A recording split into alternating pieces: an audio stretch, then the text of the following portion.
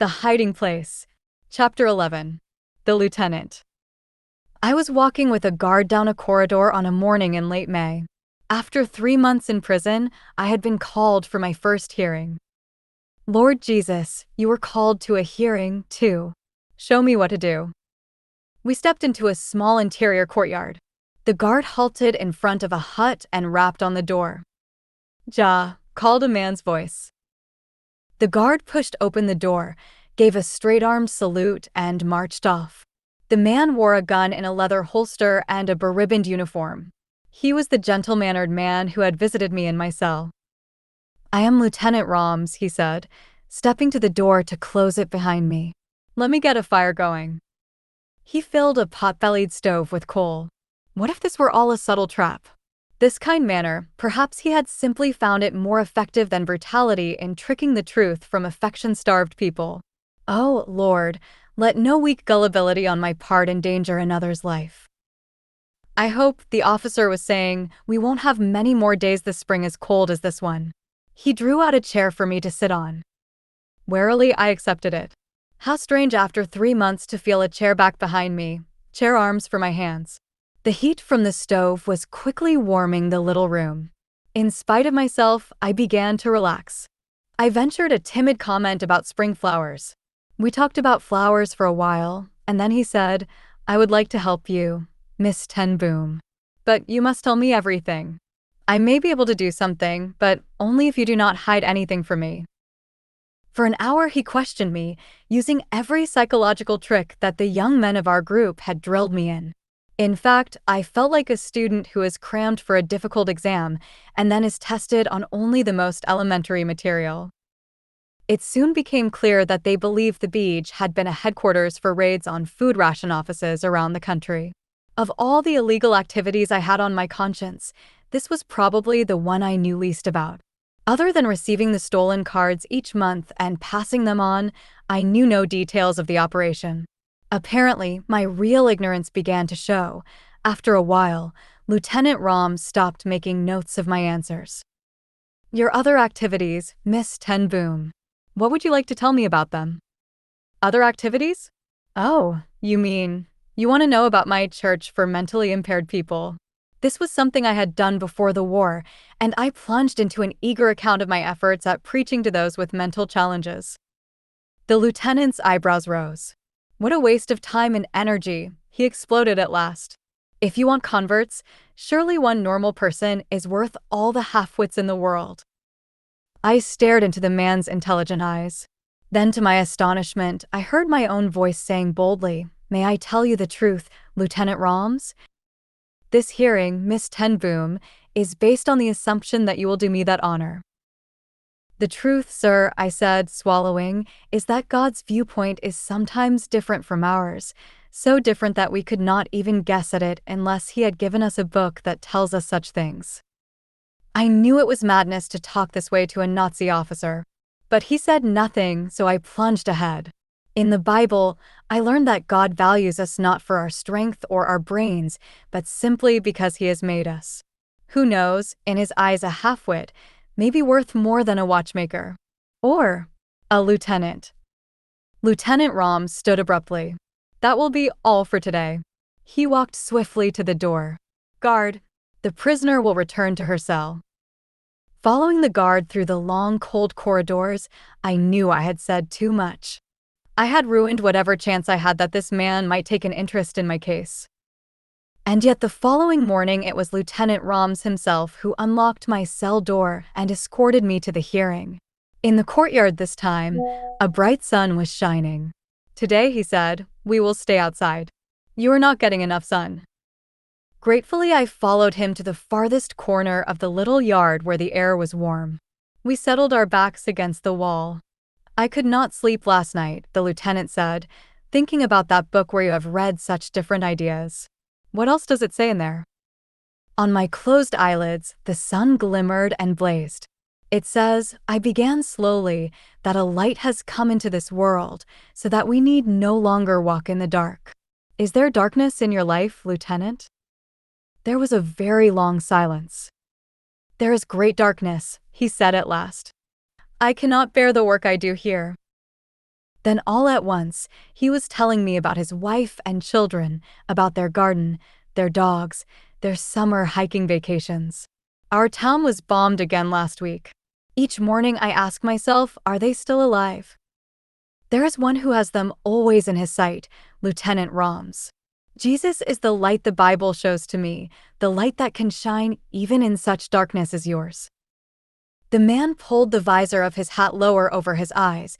The skull and crossbones glinted in the sunlight. When he spoke, it was so low I could hardly hear. What can you know of darkness like mine? 2 more mornings the hearings continued.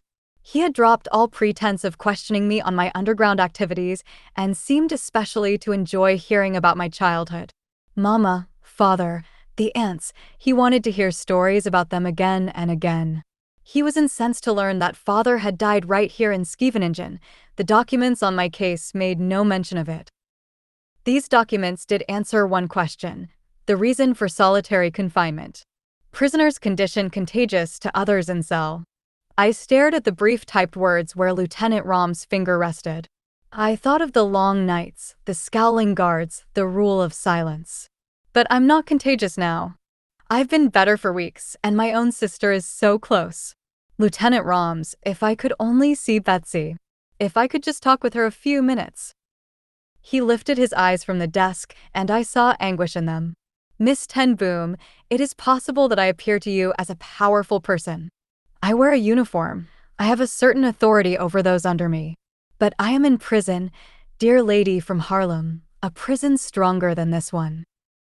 It was the 4th and final hearing, and we had come back into this small hut for signing the transcript of our meetings. He gathered up the completed paperwork and went out with it, leaving me alone. I was sorry to say goodbye to this man who was struggling so earnestly for truth. But the lieutenant returned to the room with a guard from the women's wing. Prisoner Ten Boom has completed her hearings, he said, and will return to her cell. The young woman snapped to attention. As I stepped through the door, Lieutenant Roms leaned forward. Walk slowly, he said, in corridor F. Walk slowly? What did he mean? The guard strode down the long door-lined hall so swiftly I had to trot to keep up with her. Ahead of us, a trustee was unlocking the door of a cell. I trailed behind the guard as much as I dared, my heart thumping wildly. It would be Betsy's cell, I knew it. Then I was abreast of the door. Betsy's back was to the corridor. I could see only the graceful upswept bun of her hair. The other women in the cell stared curiously into the corridor. Her head remained bent over something in her lap. But I had seen the home Betsy had made in Scheveningen. Unbelievably, against all logic, this cell was charming. My eyes seized details as I inched past. The straw pallets were rolled instead of piled in a heap, standing like little pillars along the walls, each with a lady's hat atop it. A headscarf had somehow been hung along the wall. The contents of several food packages were arranged on a small shelf. Even the coats hanging on their hooks were part of the welcome of that room, each sleeve draped over the shoulder of the coat, next to it like a row of dancing children. I hurried after my escort. It had been a glimpse only, 2 seconds at the most, but I walked through the corridors of Scheveningen with Betsy's spirit at my side. All morning I heard doors opening and closing. Now keys rattled outside my own, and a young guard bounded in. Prisoner, stand at attention, she squeaked. I stared at her eyes. The girl was in mortal fear of something or someone. Then a shadow filled the doorway and the tallest woman I had ever seen stepped into the cell. Her features were classically handsome, and she had the face and height of a goddess, but not a flicker of feeling registered in her eyes. No sheets here either, I see, she said in German to the guard. See that she has 2 by Friday. 1 to be changed every 2 weeks. The ice-cold eyes appraised me exactly as they had the bed. How many showers does the prisoner get? The guard wet her lips. About 1 a week. 1 shower a month was closer. She will go twice a week. Sheets. Regular showers.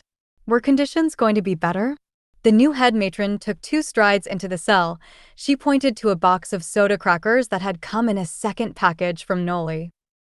No boxes in the cells, cried the little guard in Dutch.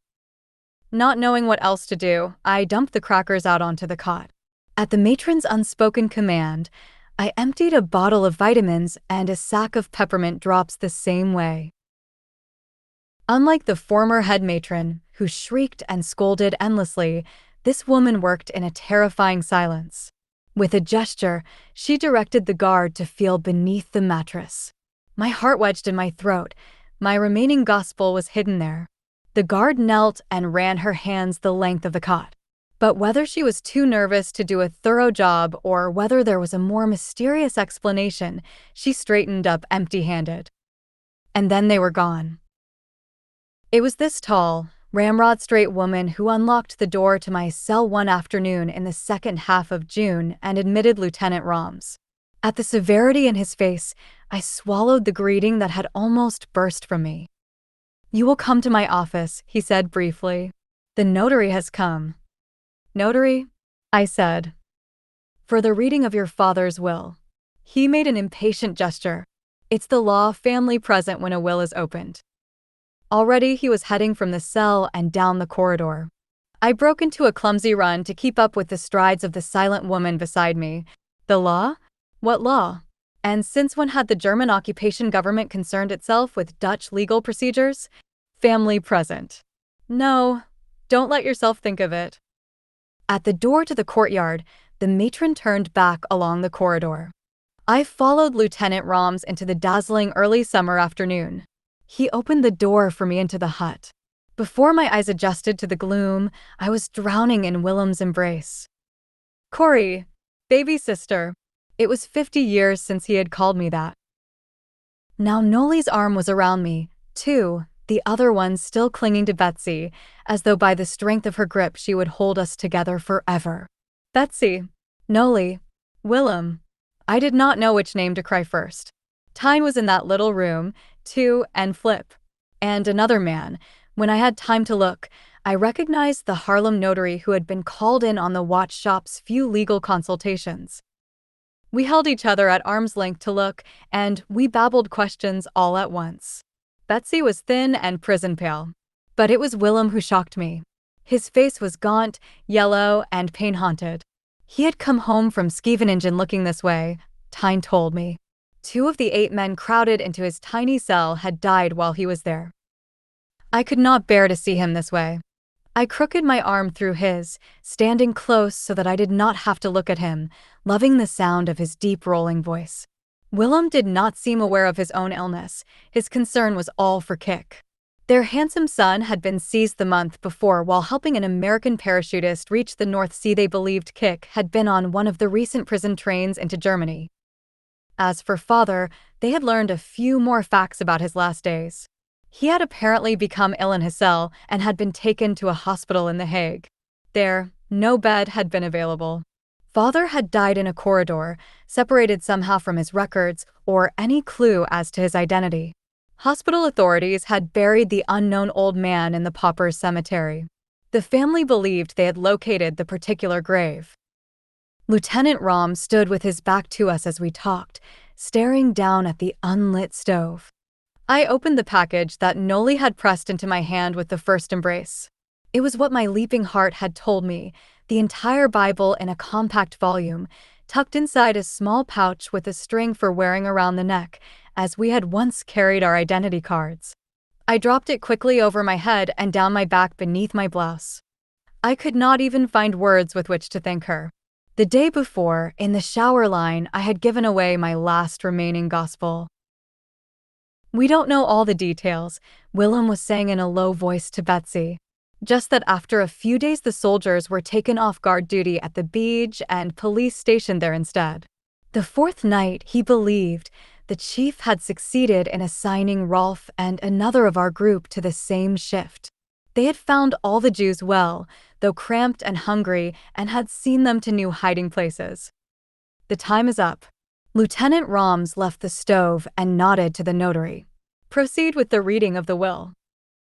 It was a brief document.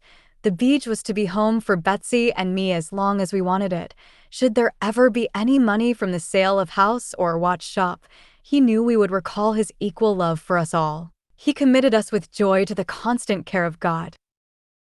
In the silence that followed, we all bowed our heads. Lord Jesus, Willem said, we praise you for these moments together under the protection of this good man. How can we thank him? We have no power to do him any service. Lord, allow us to share this inheritance from our Father with him as well. Take him, too, and his family into your constant care.